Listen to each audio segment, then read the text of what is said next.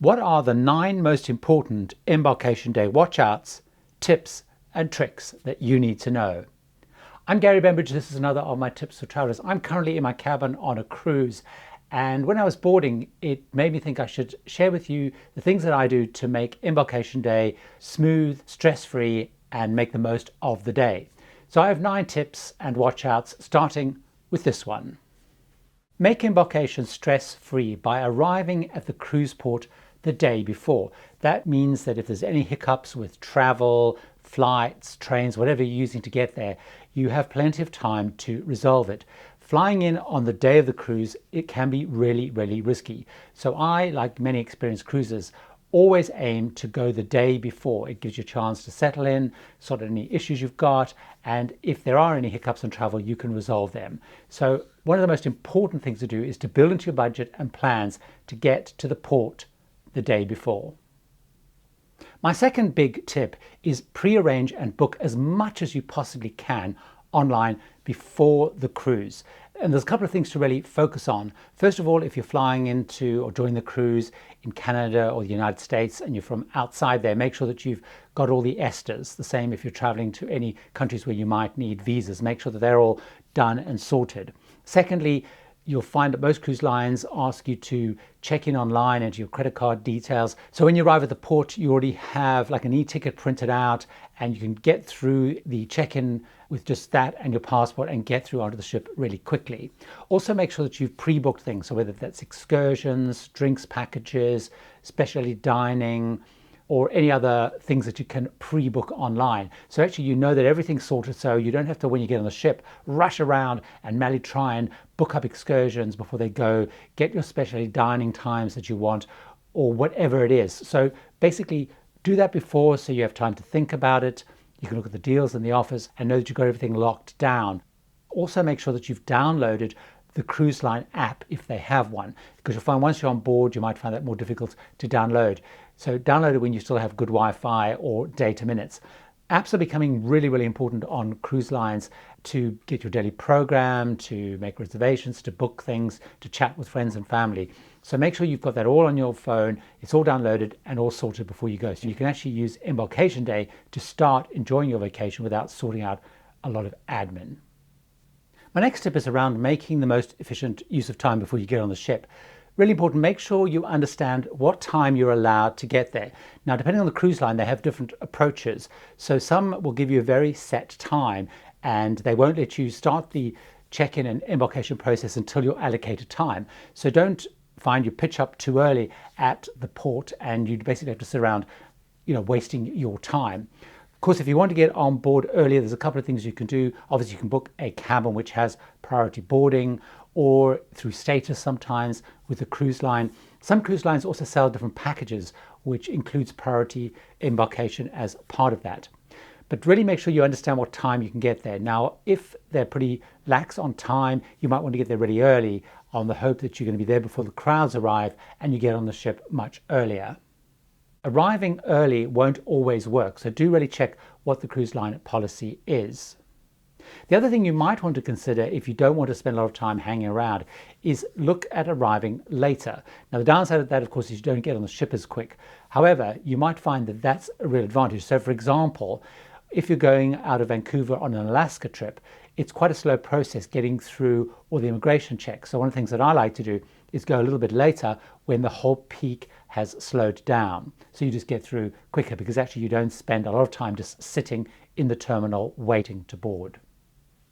What's very important is anything that's valuable, whether it's medicines or electronics, computers, anything that's of value to you, have in a day bag. Do not put it in your checked-in bags. Keep all that stuff with you.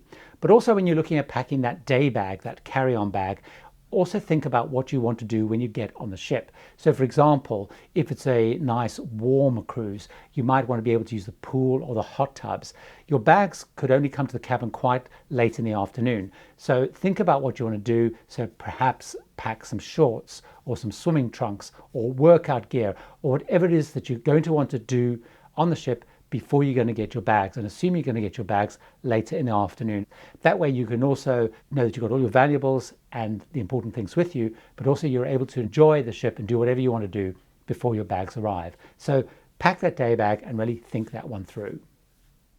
The other thing that I do on embarkation day is I avoid the buffet restaurant. Most people, when they embark, they just want to go somewhere simple and easy, so they head up to the buffet.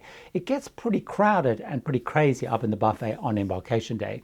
Most cruise lines actually open one or more of their normal restaurants, and that's a much better place to go because you can sit down, you can enjoy yourself, and it's not crazy madness with everyone rushing around in the buffet restaurant.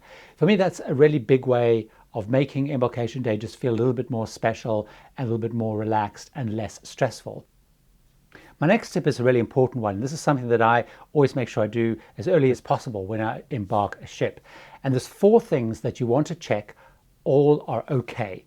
And these are as follows. First of all, go to your cabin as soon as you can and check your cabin really carefully. Make sure that everything works, nothing's broken. Try the bed. Make sure that you're happy where the cabin is. Really just make sure that everything in the cabin is as you want it. Your cabin steward will normally come along quite quickly once they know that you're there. If there's anything you don't like in your cabin or anything you're unhappy with in your cabin, tell your cabin steward there and then. Very important that it's registered with the cabin steward. They will probably then also talk to their supervisor. And this becomes really important if you have any issues with your cabin, you want to escalate the problem. But really, within the first hour or 2 of getting into your cabin, check everything, make sure that it is absolutely how you want it to be, so there's time for it to get fixed. Secondly, go and check what the situation is with upgrades. If the ship is not sailing full, there may be a chance to get upgrades. Now, if you have a problem with your cabin, you might end up negotiating a free upgrade, or there may be really special offers going for upgrades. So always check out what the situation is. The third thing is check your dining. Now, it depends a little bit on the cruise ship you're with, but you're probably going to have a table allocated in the main dining room if you're on one of those cruises which has some form of fixed dining. If that's the case, go and check the table and make sure you're happy with it, because that's going to be your table for the whole cruise. Now, increasingly what's happening, of course, is it's moved to more open-seated dining, freedom dining, dine when you want type of approach. So that's less applicable. But if you do have allocated seating, make sure that you're really happy with it, the number, where it's located, or the time of that, and talk to the maitre d' when they still have time to influence it. Also, when it comes to dining, if you haven't pre-booked specialty dining, sort that out as soon as you can when you get on board on embarkation day, so you can get the dates and times and restaurants that you want. The fourth thing to check is if you're traveling with kids, make sure you get them to the kids club as early as possible and register them. Now, most kids clubs have capacity to take all of the kids, but get there early, make sure that you get your kids signed in and you understand what the times are, what they will do, won't do, and get that all sorted. So those are the 4 important things to sort out as soon as you can once you embark the ship. The next thing that I always do on embarkation day is see what offers and deals are going.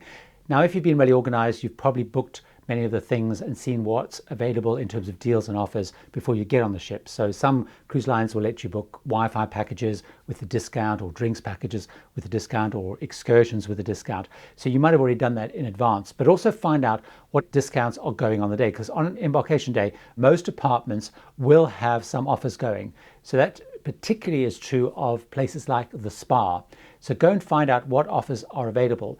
Also, check out places like the spa or even some of the shops and find out if there's any lucky draws or things like, or raffles going on, because you'll find that many of those departments are trying to encourage people to go and explore them. They then will have a draw which normally takes place just before the ship actually sets sail, and you have to be there to win the prize. But I, on a couple of cruises, have won whole spa packages through those lucky draws. So find out what offers are going, but also find out if there's any free raffles going and take part in those. Another really important thing to do, particularly if you get on the ship early, is explore the ship, but take photographs. So if you want to take lots of photographs of some of the public rooms, or you actually want to take pictures of yourself on the ship, do it really early on, because most people are going to get on the ship, they're going to go to the buffet and then go to their cabin. So explore the ship when it's pretty empty. You're likely to have lots of good open spaces to take pictures, because once the cruise is in full swing and everybody's on board, you're going to find it really difficult to get great pictures of empty spaces to show people. You know, the pool's always going to be busy, the bar's always going to be busy, the facility's always going to be busy. So taking photographs early on in embarkation day is a really great idea. It also means you can start sharing those with all your friends and family and make them jealous as well. Another critical thing to do on embarkation day is, of course, go to the muster drill. This is mandatory. Most cruise lines will take a roll call, and if you don't go to the muster drill, you are likely to be refused to sail. Now, normally what they'll do is they'll make sure that you go through a muster drill separately, but you must go to the muster drill because if you don't do it, you're not going to be able to sail. These are the ways that I make my embarkation day run smoothly and just be much less stressful, and means that I can enjoy my cruise vacation straight away. I have lots more videos of cruise tips and advice, so why don't you watch another one of those videos right now.